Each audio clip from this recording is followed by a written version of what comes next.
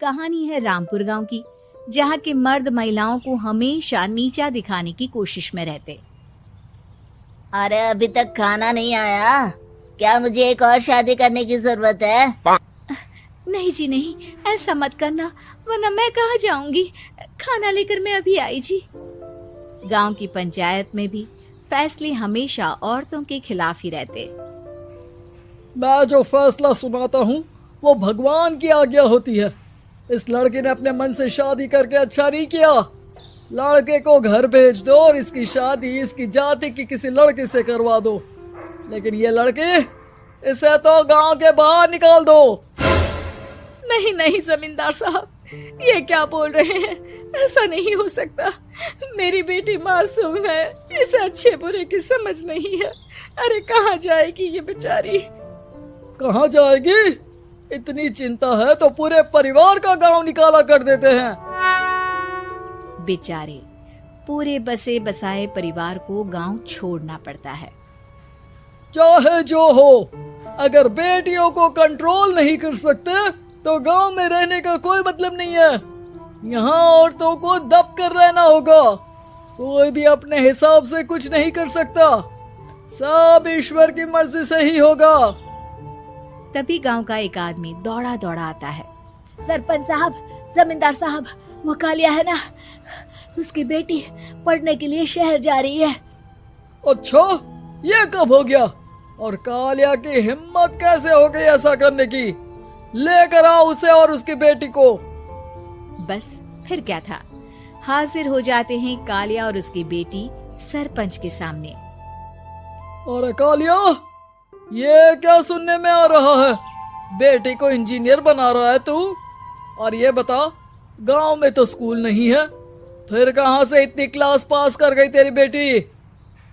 राधा, जो कि कालिया की बेटी है, उसे लगता है कि सरपंच उसकी तारीफ कर रहे हैं।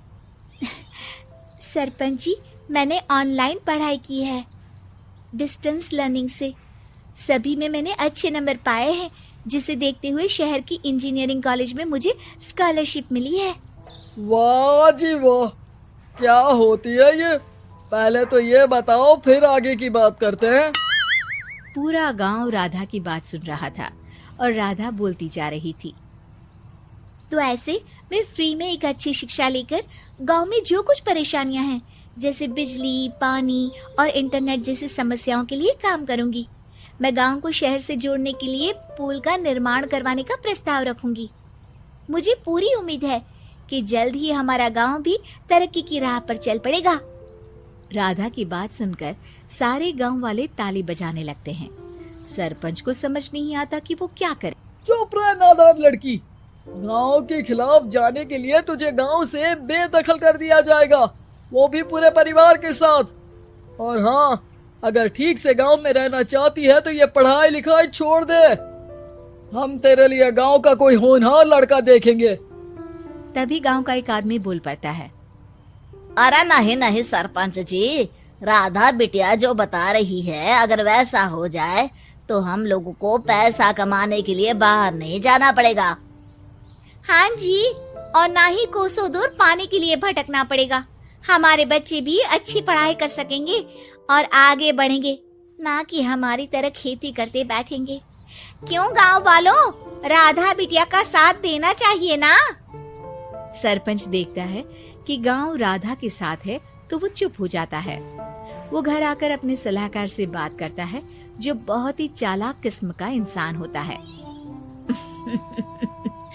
अरे सरपंच साहब, आपको बहुत ही होशियारी से काम लेना पड़ेगा। एक बार गांव तरक्की कर गया, यहाँ के बालक पढ़ लिए तो कोई ना पूछेगा आपको। और फिर ये जो बेटा और बेटी है ना आपके, इनको भी आम लोगों की तरह ही जीवन जीना होगा। हाँ, लेकिन करे तो क्या करे? वो ना आप मुझ पर छोड़ दीजिए, बस मैं जैसा बोलूं करते जाइए। अगले रोज सुबह जब गांव वाले सोकर उठते हैं तो राधा के घर के बाहर और साथ ही वो लोग जिन्होंने राधा का सपोर्ट किया था, उनके घर के आगे लाल रंग से कल आऊंगी लिखा होता है। कल आऊंगी, यह क्या होता है? अरे यह तो खून से लिखा है, लगता है कोई भूत प्रेत या चुड़ैल का साया है। चलो सरपंच जी के पास चलते हैं। सभी सरपंच के पास जाकर उसे सारी बात बताते हैं। अरे ये तो बड़ी मुश्किल की बात है। चलो मैं एक बाबा को जानता हूँ, उन्हें बुला लेता हूँ। सरपंच बाबा को लेकर गांव के घर के बाहर जाता है। ओहो, तो ये वो चुड़ैल है जो उन लोगों को निशाना बनाते हैं जो गांव को बदलने का सपना देखते हैं। वो गांव को ऐसे ही संपन्न देखना चाहती है, वो नहीं चाहती कि कोई बाहरी यहाँ का कायाकल्प करे। क्या तुम लोगों में से किसी ने गांव को बदलने की सोच रखी है?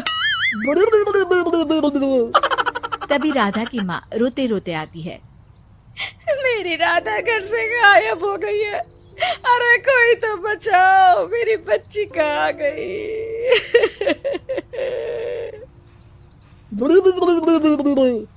ले गई वो चुड़ैल, तेरी बच्ची को ले गई। अब वो उसे श्रापित करके छोड़ेगी, उस पर चुड़ैल का साया हो जाएगा। तभी बुरी सी हालत में राधा भी वहां आ जाती है। उसके बाल चुड़ैल की तरह फैले होते हैं और कपड़ों में खून लगा होता है। सभी राधा को देखकर डर जाते हैं। माँ, पता नहीं मुझे कौन उठा कर ले गया था। अरे दूर दूर हो जा चुड़ैल, अब हम लोग इस गांव में नहीं रुकेंगे। अरे कैसी बातें कर रहे हैं आप? कल तो आप मेरे भरोसे गांव का हुलिया बदलने, अपने बच्चों को पढ़ाने और तरक्की उन्नति की बात कर रहे थे, तो आज क्या हो गया आपको? ये फिर तुम लोगों को बहकाएगी। ये चुड़ैल गांव में आ चुकी है, ऐसे ही ये तुम्हारे घर के बच्चों को भी ले जाएगी। गांव वाले राधा को गांव से बाहर निकाल देते हैं। उसके माँ बाप रोते रहते हैं, लेकिन गांव वाले नहीं मानते। मैं भी अपनी बहन के साथ गांव के बाहर रहूंगा, लेकिन वो पढ़ाई नहीं छोड़ेगी। वहीं सरपंच के घर पर सलाहकार कहता है। देखा, सांप भी मर गया और लाठी भी नहीं टूटी। लेकिन अगले ही दिन सरपंच के घर के बाहर भी वही शब्द लिखे होते हैं। और फिर सरपंच की बीवी कहती है, हमारी बेटी को किसी ने अगवा कर लिया है। तभी राधा का भाई वहां आ जाता है। अरे गांव वालों, मैंने सरपंच जी की बेटी को देखा था। वो चुड़ैल उसे उठाकर ले जा रही थी। अरे क्या मजाक कर रहे हो? नहीं नहीं सरपंच जी, आप नहीं जानते। वो चुड़ैल अब आपकी बेटी में आ जाएगी, जैसे राधा के अंदर आ गई थी। तभी सरपंच की बेटी वैसी ही हालत में वहां आती है जैसे राधा आई थी। पापा, पता नहीं कैसे मैं गायब हो गई थी। चुड़ैल, इसके अंदर भी चुड़ैल का साया है, मारो इसे। अरे नहीं नहीं, इसे भी राधा के पास गांव के बाहर ही भेज दो। अरे चुप रहो, मेरी बेटी कहीं नहीं जाएगी और चुड़ैल वुड़ैल कुछ नहीं होता है। अरे कैसे बात कर रहे हो सरपंच जी?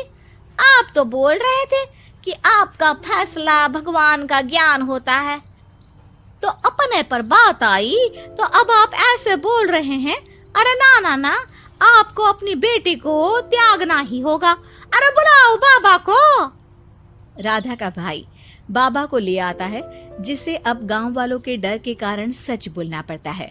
मैं कोई बाबा नहीं हूँ, मैं तो मोची था। ये सलाहकार महोदय ने मुझे कहा था एक्टिंग करने को।